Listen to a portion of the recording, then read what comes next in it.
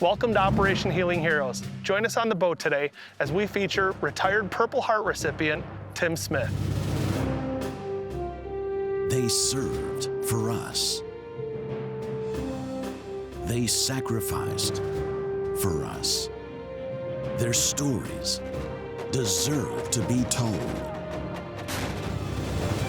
Every military veteran has a story to tell. Join our host, Jay Garstecki, as we honor the stories of our true American heroes, one soldier at a time. The mission today is Operation Healing Heroes. Brought to you by Great Clips. Operation Healing Heroes traveled to northern Wisconsin to meet an American hero on the shores of Lake Superior. It is here in Ashland, Wisconsin, where we connected with Tim Smith to do a little fishing for whitefish on the Chequamegon Bay. You on? Yep. This time. Not coming, he's not getting off, right? Hopefully. Is it a good one? Yeah, fair. They fight good, don't they? Yes.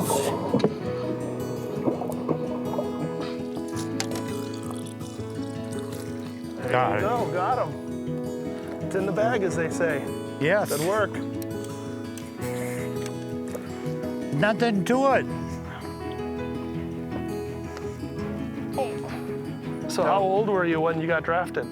20. 20 years old, huh? Yep. And did you know any other kids from your neighborhood that got drafted, or no? No, I didn't. Scared, not until I got the orders to Vietnam. After that, I flew to Vietnam, and I was on orders for the Big Red 1, 1st Division, but the 4th Division needed replacements. So I got shipped to the 4th Division, and I lucked out, I guess, because I was in a mechanized unit, and I rode a lot in the APC. I got there in January 1 of '68. We spent a lot of time being ambushed with NVA or whatever. We dealt mostly with the NVA, not Viet Cong so much. We got hit with a B-40 rocket in February of '68. The story was we're just trying to get somebody to basically shoot at us, but half of the guys went down what we call the blue line, stream, and walked the stream to see what they could find. And the other half stayed with the APCs, and we followed the ridge line above the stream, and we got somebody to shoot at us. Somebody from across the rice field fired a B-40 rocket and hit the front of the APC. And there was 4 of us on it. And Junior got wounded, Trujillo got wounded, I got wounded, and Harms, kid from Iowa. Where were you standing in the APC when that happened?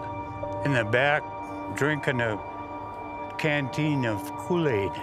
A canteen of Kool-Aid, huh? Yeah.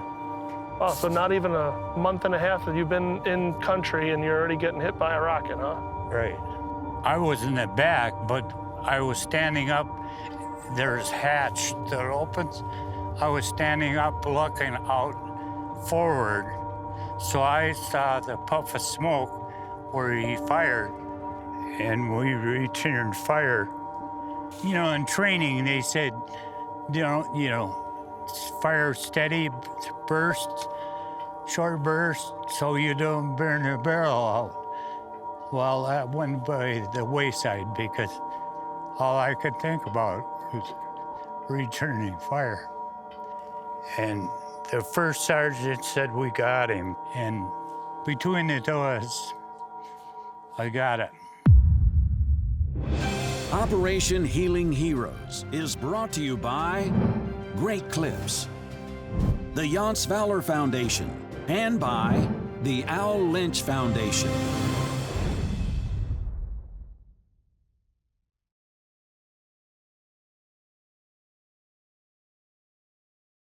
Operation Healing Heroes is a nonprofit organization dedicated to documenting the lives of our U.S. military veterans. In addition, we also provide financial support and treatment for post-traumatic stress. Your donation will help heal our heroes.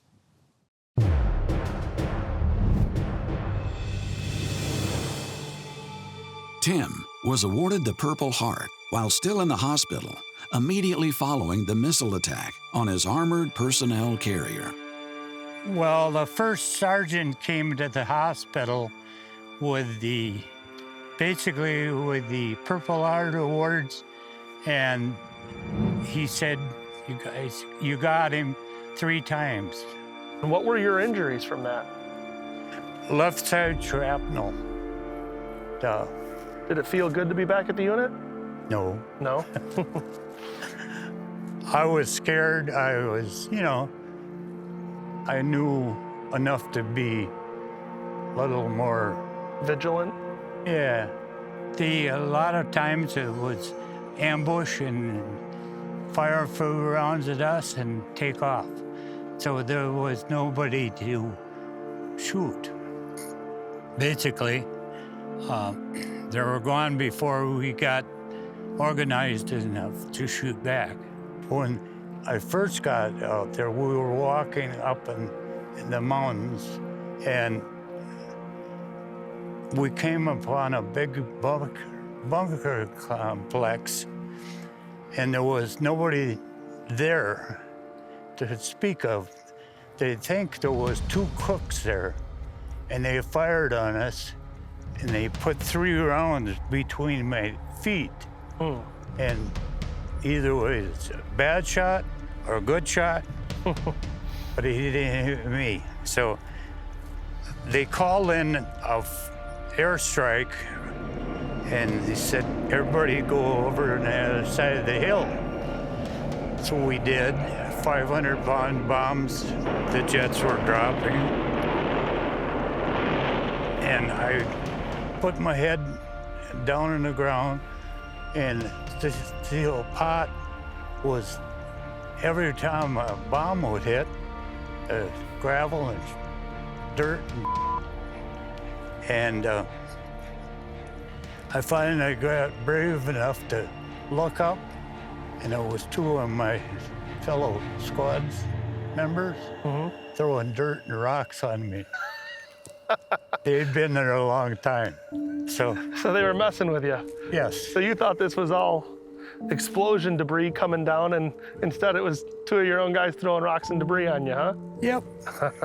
One night I woke up, I was sleeping on the ground, I don't know why, a long time ago.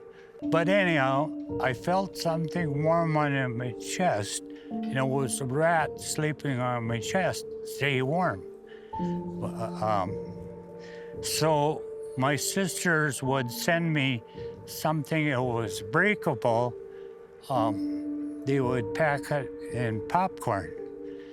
Well, back then, brandy bottles weren't always plastic. So they pack a popcorn.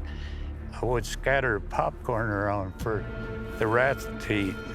So they weren't eating you, huh? Well, I didn't really like that one on my chest. No, I can imagine not. Yeah. Operation Healing Heroes is brought to you by Enbridge, Northern Clearing, and by St. Croix Rods. All right. Yeah, Good job. Look at the size of that one, huh? that's a nice one. I'm Look at the gonna size of that one. come out here more often. If you'd like to see more behind-the-scenes footage, follow us on social media and subscribe to our YouTube channel.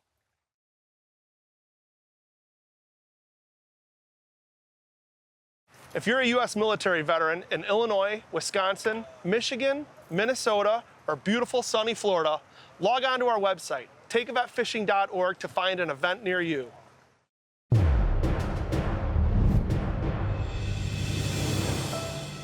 Tim and all the troops would look forward to letters and care packages from home. Did your sister send you booze and popcorn? You're not supposed to talk about the booze. What do you think I mixed with the Kool-Aid? What's that? The booze. Most guys had what they call a short-timer's calendar. Mark the days off that last month. In base camp, and they had car salesmen in '68. So one salesman was, "What kind of car would you like?" I said, "Corvette." "Well, we can have one sitting there waiting for you when you get home." I said, "If I get home." So I turned it down. Probably would have killed myself with it anyhow. So you weren't sure if you were going to make it home, so you... Well, not then. So I got down to that last day and I was happy. So, knowing what you know now, would you do it all over again, your time in service? Yes. Yeah. I sounds kind of silly, but yeah. Tim is very much a patriotic person. If we go into a public building and he, like into the school gymnasium, and he sees somebody with their cap on, oh, he doesn't like it. He's from the old school. So, yes, in fact, during the Iraq War, he said if I was still young enough, I would be there to help them. I know what Vietnam was all about. I don't say I agree with it, but I would do it over again if I had to. Yeah. You proud to have served your country? Yes. I don't have to listen to anyone telling me about how it was over there. You know how it was. Yep. How old were you when you got married? 42. 42, so you waited a little bit, huh? Yeah. When Tim and I first got married, he would have dreams in his sleep, of course, and I always knew I was always waiting for the arms to start flying and the legs to start kicking, and I knew then to wake him up very gently, and oftentimes I would ask, "Do you know what you were dreaming?"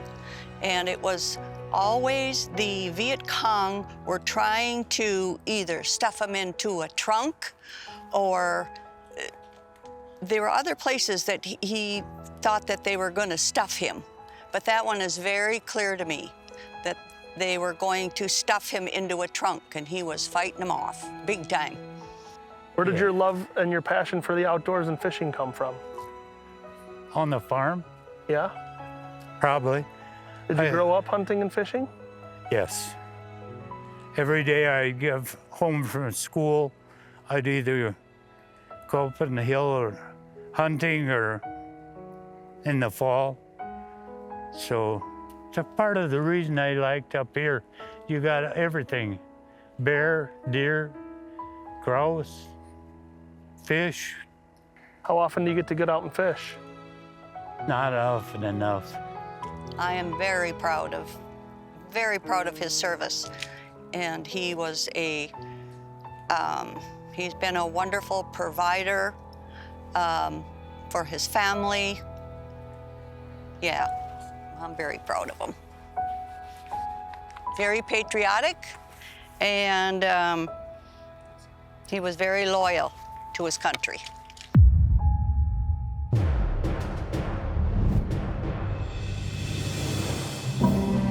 The Apostle Highlands Honor Guard, a combination of VFW Post 8239 and American Legion Post 49, seeks to honor all veterans, past, present, and future.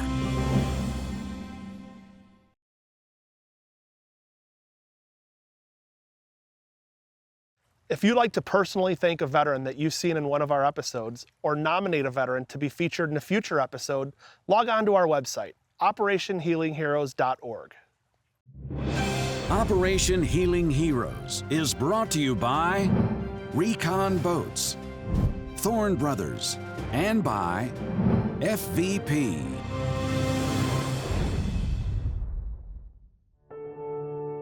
Do they understand why I stutter? Why is that? Tell me. Well, I developed 2 brain tumors in December of 16.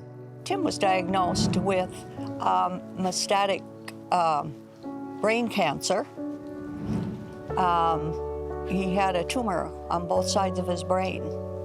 And the only warning that he had was he stopped talking. He was at breakfast one morning with the guys and he could no longer talk. And so, of course, we thought he was having a stroke. Rushed him over to the hospital and they said, no, you got brain tumor, lung cancer, and liver cancer. Oh. So they took the one on the left side in the speech area. So when I get tired to talk a lot, I stutter. So he has had those removed, and that's why sometimes his speech gets a little bit slurred, because one tumor was in the speech part of the brain. He has survived Vietnam. He's survived the 2 brain tumors. He has survived a very deadly COVID. So sick, they didn't think that he was going to make it. In fact, they had set us up with hospice and everything. But he pulled out of it. Did they tie any of that back to Agent Orange? The cancer doctor said very well could be. They came up with more than likely. But, it's 55 years ago. So, but the spray area was where we operated on. And a lot of times at night, I'd break out this terrible rash, and calamine lotion was the only thing that stopped the itching. He is still taking the cancer drug Keytruda, and that's what's keeping him going. And no one has lived this long on that drug. And his doctors, every time he goes for an infusion, they tell him that he is a miracle. And so he has survived the cancer, he survived the COVID, he survived, he's kind of losing his balance, so he has survived a fractured pelvic, and he's survived 35 years of marriage, so. Do you often get recognized for your time in service nowadays, or no, with wearing your hat and? Oh yeah, more so when I was down south in Georgia and places like that, they always honored your service. But up north, not so, 50 years ago. But now, I wear this hat or one of the other ones. People stop and say thank you. How does that make you feel? Proud. Good, it should. Yeah. Well, if you don't mind, I'd like to honor you for your service too. Thank you. Thank you for your service, and I got a little something for you. If you don't mind, I'd like to give you. Is that okay? Sure. Give me 1 second. Yes. Long as it's not packed in popcorn. It's not packed in popcorn, but if it was, it might have been booze. So this is on behalf of St. Croix Rods and Set that down for you.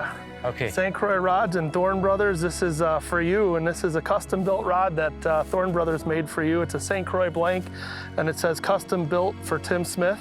It's got all the Branches of Service logo on there and the American flag and our logo. That's for you so that we can continue to catch fish together. And I got to make you look official, so I got you your own jersey, Tim Smith Operation Healing Heroes jersey. It's got your name there on the front and Smith on the back. And that's for you. I hope you wear that proudly. Thank you. Thank you for your service, I will. sir. We all appreciate it.